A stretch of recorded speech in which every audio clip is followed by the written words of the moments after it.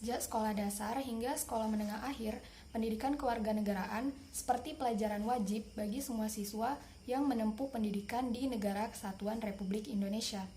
Hingga pada perguruan tinggi pun, kewarganegaraan menjadi mata kuliah wajib bagi mahasiswa sebagai mata kuliah pengembangan kepribadian. Dari pembukaan UUD 45, mencerdaskan kehidupan bangsa yang merupakan cita-cita nasional bangsa Indonesia, mempunyai arti bukan hanya mencerdaskan intelektualnya saja, melainkan juga menyangkut kecerdasan sosial, emosional, dan spiritual yang diaplikasikan dalam kehidupan bermasyarakat, berbangsa, dan bernegara. Mencerdaskan kehidupan bangsa dalam bidang politik, ekonomi, sosial, budaya, dan pertahanan, keamanan yang didasari oleh kekuatan ideologi nasional yaitu Pancasila.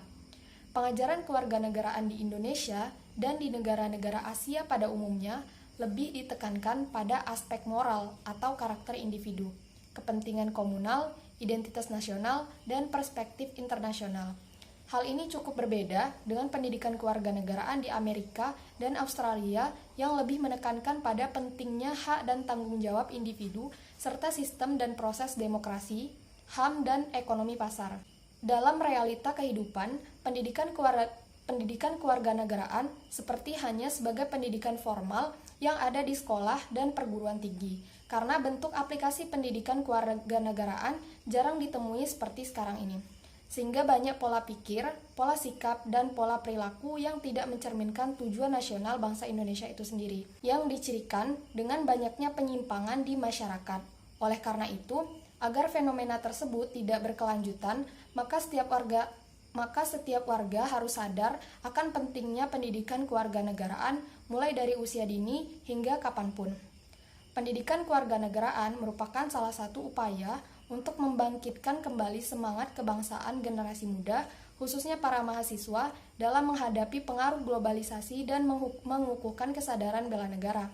Kita sebagai warga negara harus memahami mengenai hak dan kewajiban HAM bela negara.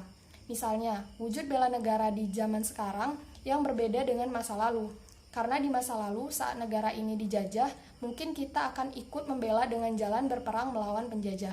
Sedangkan di era sekarang ini, wujud bela negara misalnya dalam bidang ekonomi bisa dilakukan dengan mengonsumsi produk dalam negeri sehingga tidak akan mematikan pasar dalam negeri.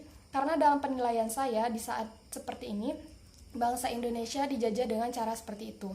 Pentingnya pendidikan kewarganegaraan masih dianggap tidak penting karena dalam penilaian tiap warga negara, pendidikan kewarganegaraan hanya sebagai pendidikan wajib di sekolah dan perguruan tinggi tanpa disadari manfaat yang nyata dari pendidikan kewarganegaraan, sehingga sering mengabaikan apa sebenarnya manfaat dan tujuan dari pentingnya pendidikan kewarganegaraan.